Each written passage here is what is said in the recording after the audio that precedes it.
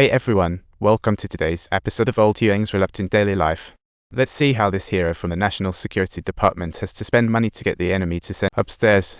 They wait North Korea's reply. Downstairs, Old Huang is treated like a communist. Old Huang wonders why North Korea opposes his candidacy. Director Lai hesitates, but another congressman bluntly says, "Stop brainwashing the public." But if the enemy becomes one of us, that's awkward. The commissioner across the room chuckles, fully aware that this is an open secret by now. Before long, the phone rings. It's the North Korean deputy minister, surprisingly agreeing to the proposal, but he wants a tidy sum of $400,000 off the top. South Koreans don't mind. Congressmen leap with joy, while Director Lai frowns. Old Huang resigned.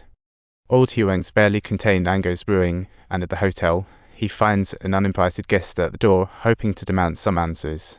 Just as his boss recovers from the shock, Old Huang jumps right in to ask about the North Korean military ceremony, only for his boss to start playing verbal tai chi, dodging the question awkwardly. Director's organization needs an enemy, hence they use foes to stir the public. Guess he doesn't want to give up lawyer son's rights. Sounds like I'm sacrificing myself for my country and people. Taking action is meant to protect the nation and the people, not to leave the boss speechless. Old Huang knows he's risking it all to protect his home and country, but it seems he's wandered into the legendary misunderstanding. By the roadside, he meets Director Lai and they dive into a conversation about life and ideals. The sad business isn't just about the cash, it's also about bridging the gap between North and South.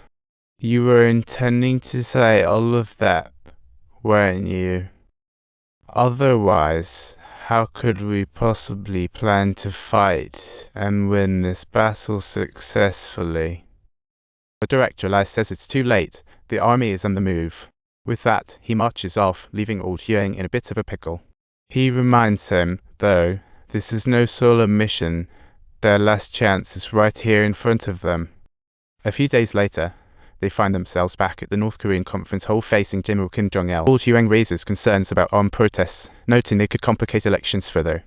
Kim Tae-jung could still grab the presidency, and all that ad money would be down the drain, right? The benefits here are 10 times more than any protest deal.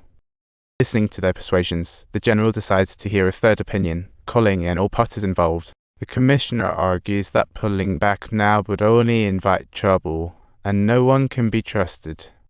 Old Huang sees through his motives, realizing this guy is tied to the deputy minister. The South's budget is $400,000, but what about the remaining $400,000? Where did it go?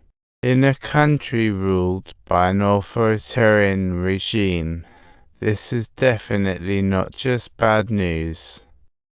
Director Lai sees a breakthrough, realizing that advertising and tourism could really make a difference here. The general finishes his last drink, strides over to Director Lai, and warns him to flush out those greedy elements. Armed protests are on hold for now, and Old Huang breathes a sigh of relief. But on the anticipated action day, he finds himself waiting for news that never arrives. Kim Tae-jung is elected once again, but Director Lai invites him over for a celebration. The mood is festive. Director Lai prepares a lavish dinner and reveals a mysterious little gift.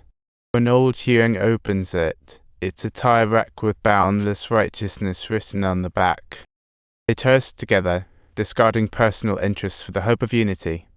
Meanwhile, folks nearby are in a frenzy as the ruling party supporters panic.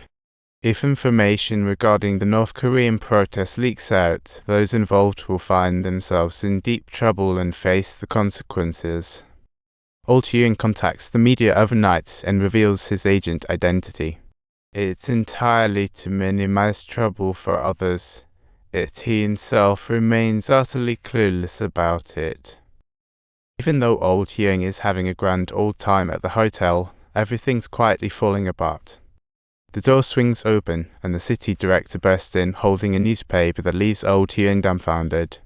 Having dared to deceive the majestic general in North Korea, Old Huang immediately realizes that this time there is absolutely no escaping a death sentence.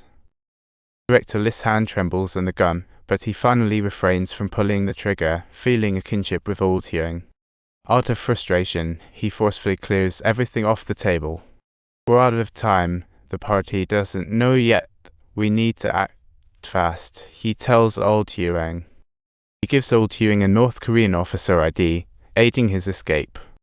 Everything is ready. Director Lai watches him depart, his eyes filled with fear and sorrow as he leaves. Old Huang hops on a train to Beijing, but not long after, he's stopped by soldiers for a check.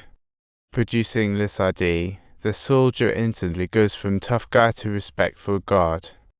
Although old Huang has narrowly escaped disaster, Joy still eludes him. The stern words of Director Lai continue to reverberate in his mind. Returning to bustling Beijing, he finds it impossible to see those North Korean figures again. Enjoyed our story? Subscribe.